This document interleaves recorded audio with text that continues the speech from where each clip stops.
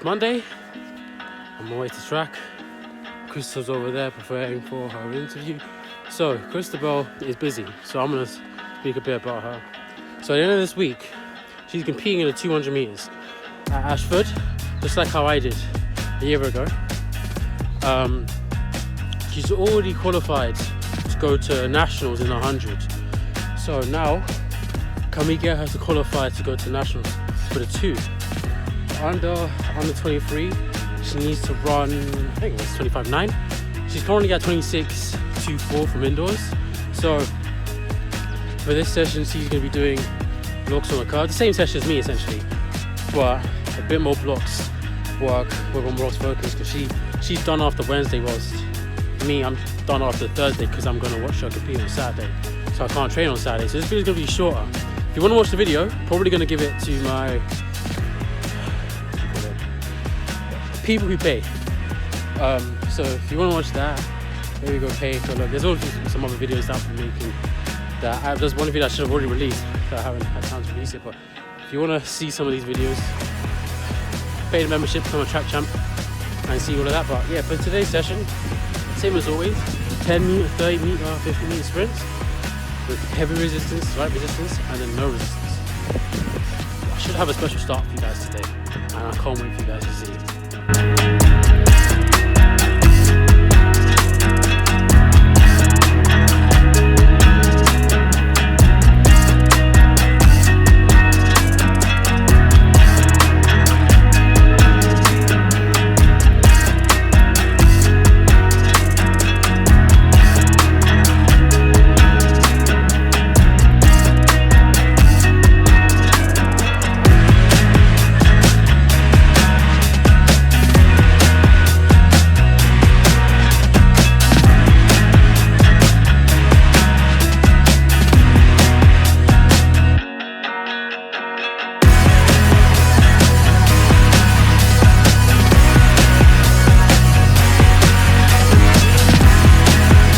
Good session. I would say the acceleration has improved. The only thing I didn't like was when I did the 50 meter sprint, the second step was a slight misstep.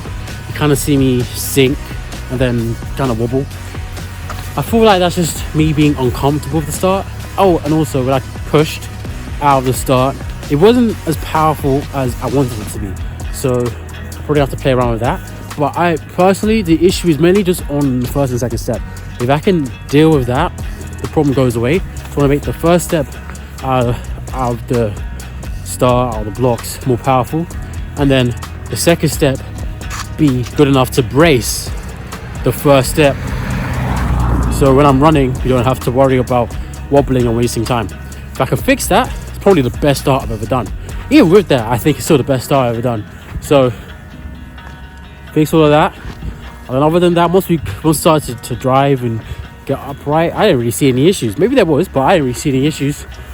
Stride out could have been a bit longer, I personally think, but beyond that, there really wasn't much to complain about.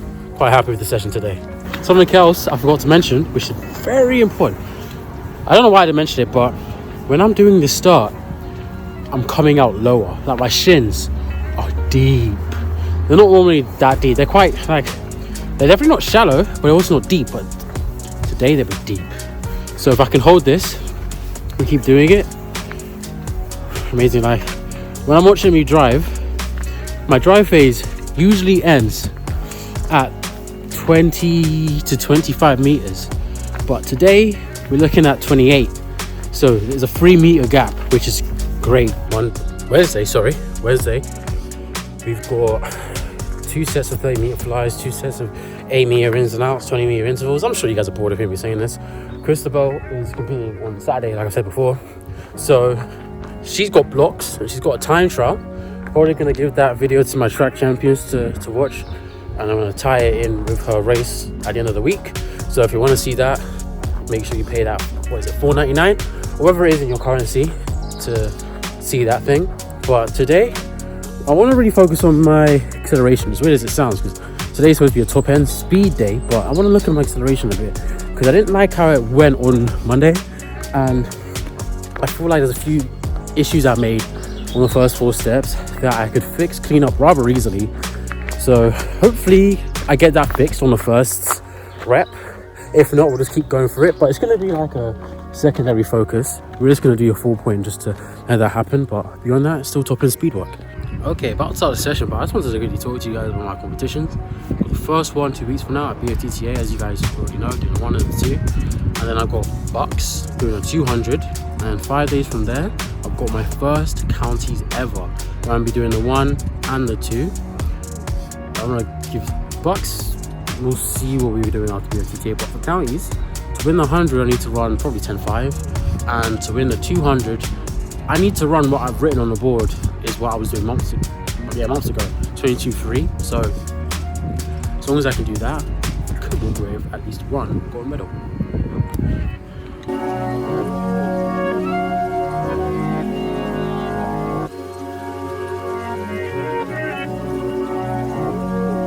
That felt good. I haven't looked at it yet, but I bet that looked good too. Smooth. Tell me what you guys think in the comments below.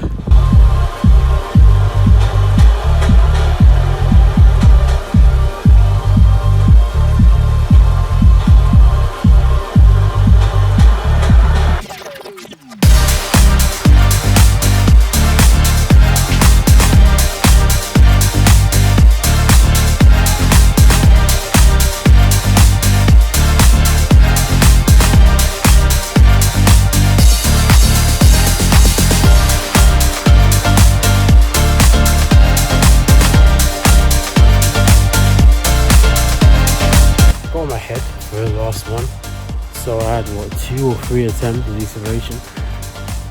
I didn't go how I wanted it to, but the other ropes are fine, so I'll treat that as an anomaly. And one more day, Thursday, and that's the week. It's Thursday, the final day of the week of training for this week anyway. So I was speaking to my coach at the end of my Wednesday session, showing him my final run, and he was looking at it and he was like, good. He pointed out some glaring issues. Obviously, I wanted to hone in on my start though. When I was upright, the issue was when I'm sprinting, I go like that, and then I just keep going like that, which is quite annoying. So if I can fix that, then we can fix an obvious energy leak. But yeah, back to the acceleration. I was like, okay, so I've changed my acceleration plan. I want you to tell me what you think. So I showed him my old one, which he's used to. Then I showed him my new one, which he kind of saw in the video that I showed him, but which you guys have seen. But the angle's not the best because it's not a side-on view, and it's the acceleration. Like, I think the camera is about 60 meters down from where I'm running from, so can't really see very well. So I showed him, and he looked at it, and he said, okay, you're pushing better, you're moving better, and it's true, I could feel it. When I was doing my old one, I kind of have to force myself down the track. After the second one, I kind of just float down to like 60 meters. I have to jog it off. But the issue is my hips dropping.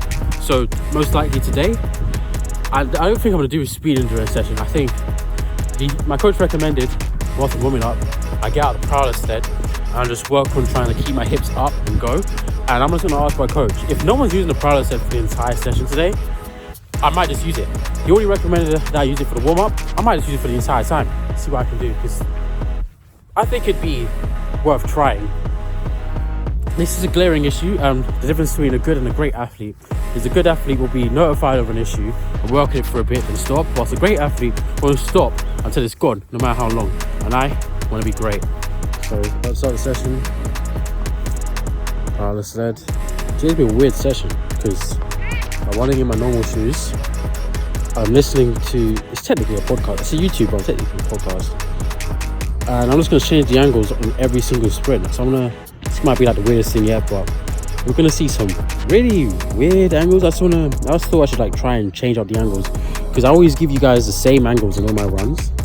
And I want to see if I can find one that is just as good or better than the ones I already give. So we'll use today's opportunity to do that. Today's a really light session. No speed endurance today, just pure technical.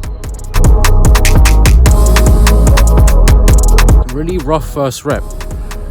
It wasn't even my fault. It's just the platforms for the triple and long jump they're not even.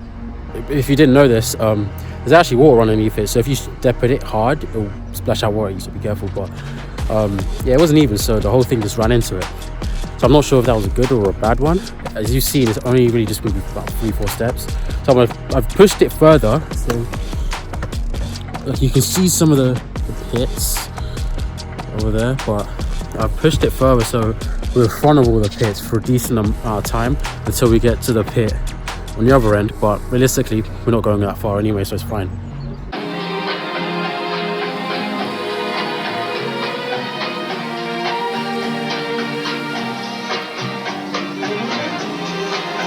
So that was easy. Apparently I've done it. My coach told me to do it a bit slower and then speed up when the speed comes. But he didn't actually say that part, but to do it a bit slower. So I've been using my quads more than I'm supposed to be, but when I use my hips, there's no issue. So today's session was impromptu. There's not much effort on anything really, but what I'm going to focus on, use the parallel sled, and then every now and then I'm probably going to try and do some sprints without the parallel sled. So maybe some 2 points, 4 points, and see how we're moving on that. But we're going to keep going. Yeah, but I don't like where I'm attacking back from, so I'm just try and hold it a bit lower. Keep going.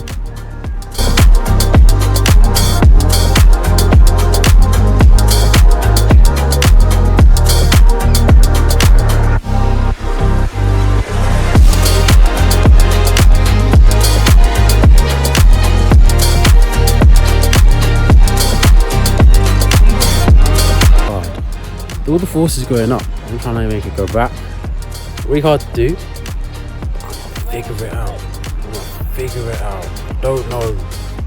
Figure it out.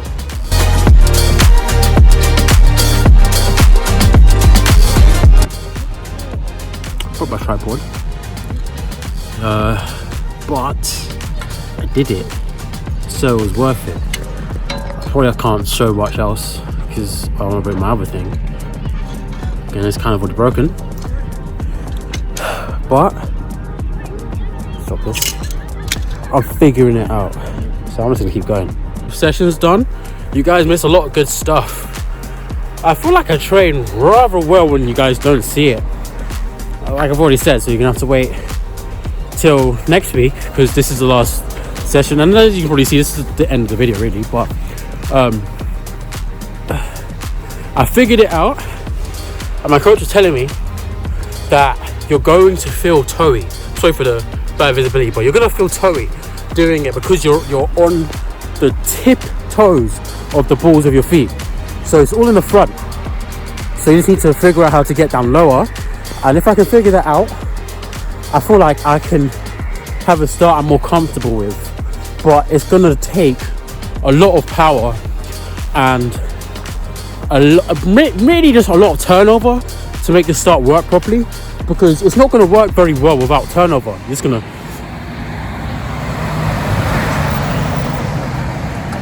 so here's the truck, but it's not really going to work very well without turnover. It's just going to fall flat on your face. So as long as I can figure all of this out, I'm going to be able to move really quick. I bet this is the trick that's going to get me to run a 6.6 indoors next season. I just need to hold it because I haven't actually tried sprinting with it the whole way, so I don't know what it'd be like trying to sprint with it and then go through my dry phase, my transition top end and all of that. But I know for the dry phase it's going to feel very uncomfortable, but as long as I can keep the hips where they are and just push and then drop down lower my whole body, keep the hips in front and push, this could be the start of a very good outdoor season. And I can't wait to share this. Oh wow, I'm so dark. I can't wait to share. Oh wow, I'm really dark. I want to show myself. There we go. Can't wait to share this moment with all of you guys. See you guys in the next video.